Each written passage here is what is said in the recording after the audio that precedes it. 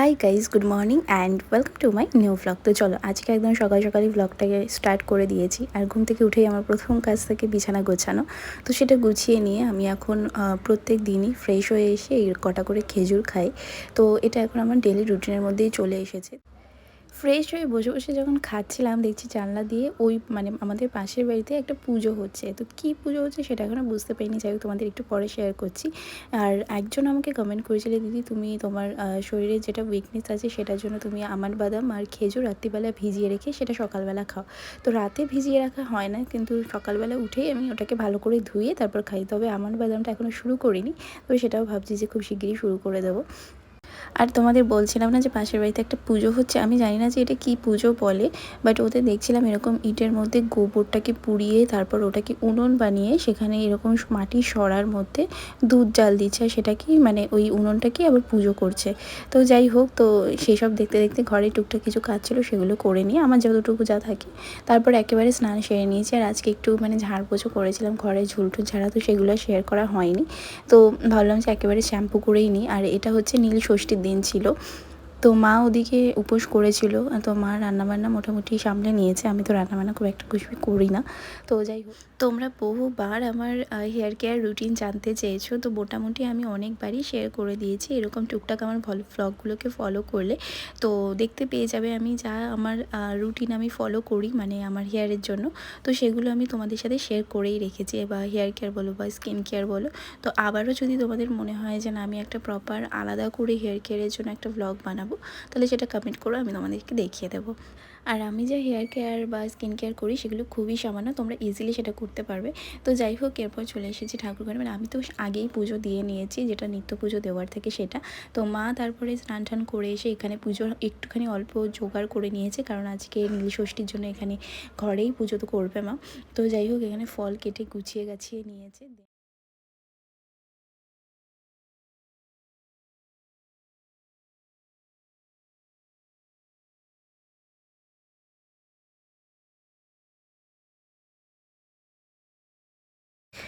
মা ঘরে শিব ঠাকুরকে পুজো দিয়েছিল, তো বাইরে আর কোনো মন্দিরে যায়নি।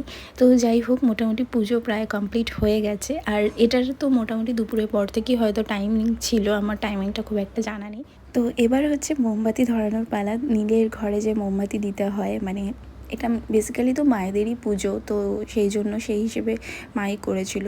আর যাই হোক, তো এখান থেকে মোমবাতিগুলো ধরিয়ে নিচ্ছে, যে কটা আর কি ধরাবে মা। আজকে আমরা বিকেলের দিকে আবার বেহালাতেও গেছিলাম, কিন্তু এত যে ভিড় হবে সেটা আমরা বুঝতেই পারিনি। হ্যাঁ,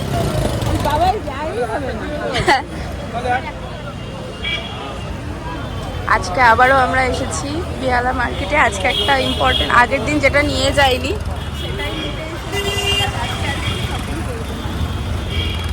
তো ভিড়,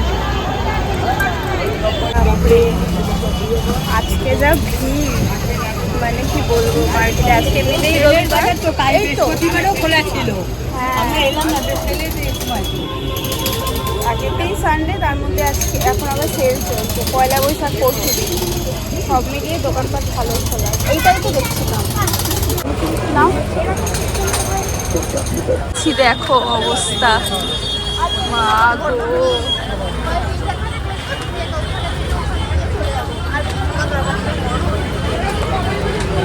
তো চলো, এই জাস্ট বাড়িতে ঢুকলাম এখন, কি বলবো, ফ্রেশ হবো একটু।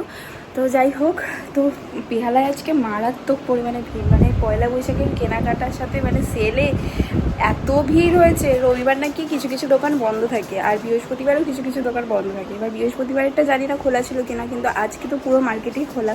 আর মনে হচ্ছে পুজোর ভিড়, আমি এই ফার্স্ট টাইম এত ভিড় দেখলাম বেহালা মার্কেটে, বাবা।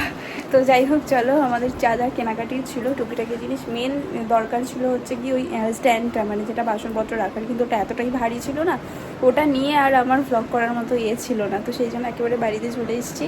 তার সাথে আমরা দুজনে 2 গ্লাস করে লস্যি খেলাম, 1 গ্লাস করেই খেয়েছি, দুজনে 2 গ্লাস লস্যি খেলাম।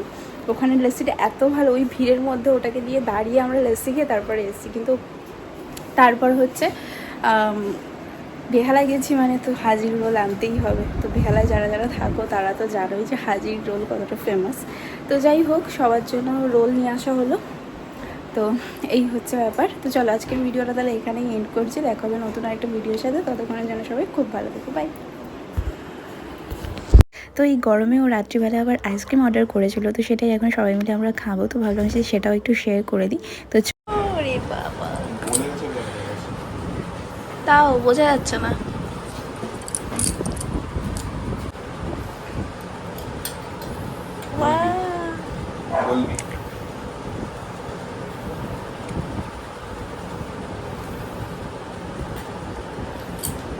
ব্যাস, এখানে 50 টাকা আছে নাকি? এখানে 50 টাকার আইসক্রিম, তাই? বাবা,